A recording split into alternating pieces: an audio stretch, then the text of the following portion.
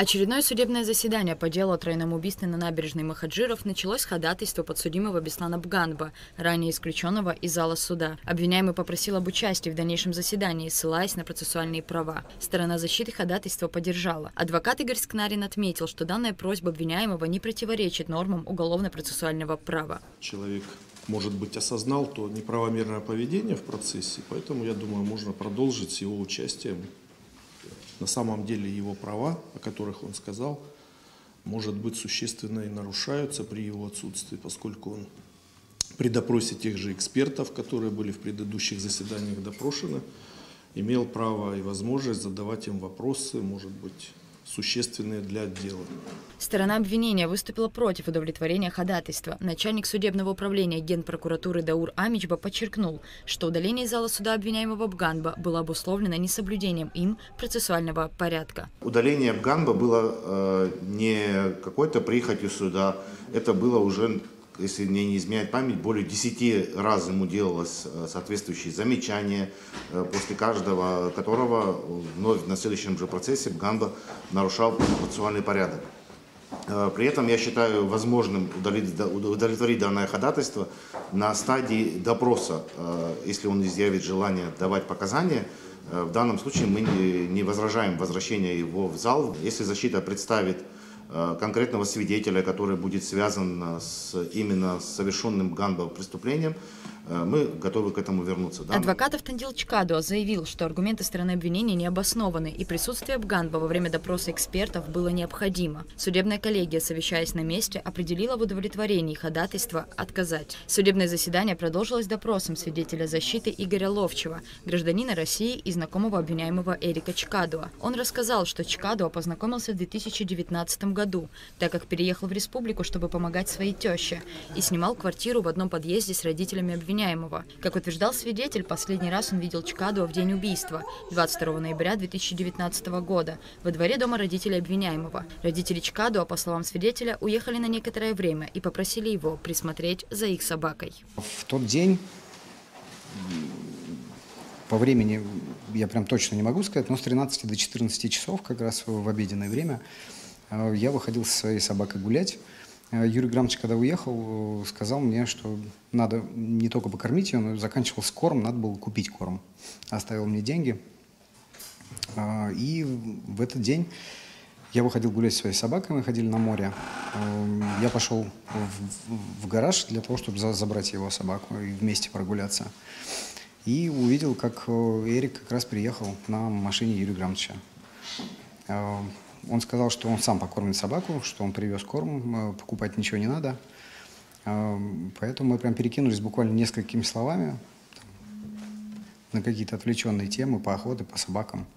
И потом он поднялся к себе домой, ну то есть в квартиру родителей, а я пошел к морю.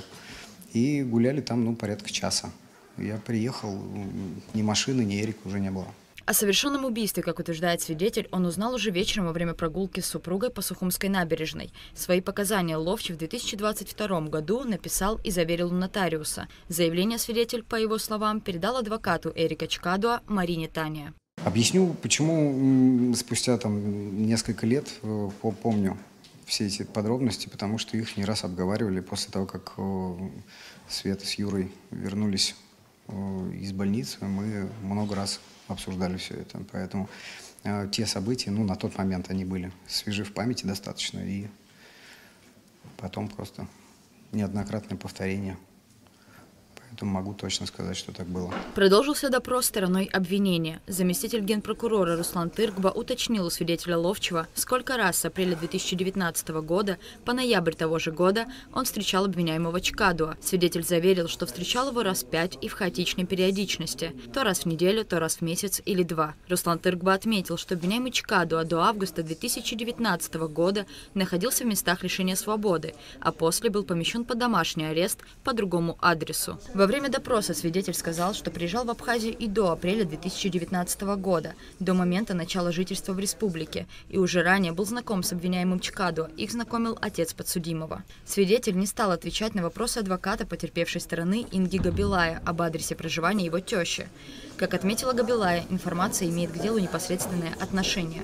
Однако свидетель Ловчев на вопрос отвечать отказался. Я не хочу отвечать. Не хочу отвечать на этот вопрос. Это не имеет отношения к делу. Я не хочу отвечать на этот вопрос. Я помню, знаю, я не буду отвечать на этот вопрос. А для чего впутывать сюда моих родственников? Я имею право не свидетельствовать на своих родственников, правильно? Также свидетель не стал отвечать на вопрос о номере иномарки, которая ему принадлежит, и о том, у кого она была приобретена. По его словам, машина оформлена на другого человека, гражданина Абхазии. Мать обвиняемого Чкадо, присутствовавшая в зале заседания, сказала, что машина оформлена на нее. Спустя некоторое время после допроса свидетеля Светлана Чкадо, вернувшись в зал заседания из коридора, заявила, что родственники потерпевших, сидевшие в зале, догнали и запугивали свидетеля Ловчева. В ответ на оскорбление, допущенное одним из присутствовавших в адрес Светланы Чкадо, между родственниками потерпевших и обвиняемыми началась словесная перепалка. Судебная коллегия постановила удалить Эрика Чкадо из зала суда. Его матери было сделано замечание. Неуважение к суду очень часто проявляется от присутствующих и от подсудимых также. И судебная коллегия, совещаясь на месте, определила подсудимого Чкадо Эрика удалить из зала суда, а вам, присутствующая Чкадо, делается замечание. Обвиняемый Демура Халай обратил внимание суда, что провокации, которые вызывают словесные перепалки в суде, всегда исходят от родственников потерпевших, а суд, по его словам, зацикливается только на подсудимых. Он заявил о нарушении его прав и ходатайствовал об удалении из процесса. Просьба обвиняемого была удовлетворена.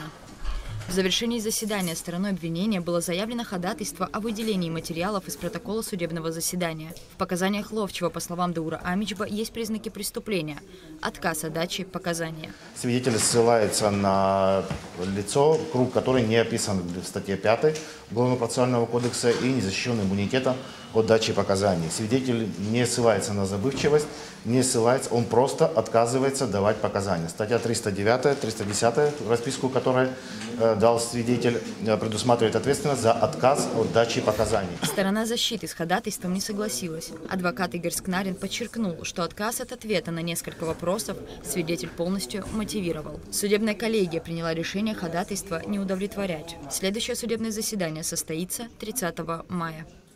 Рада Чачава, Камила Джопуа, Абхазское телевидение.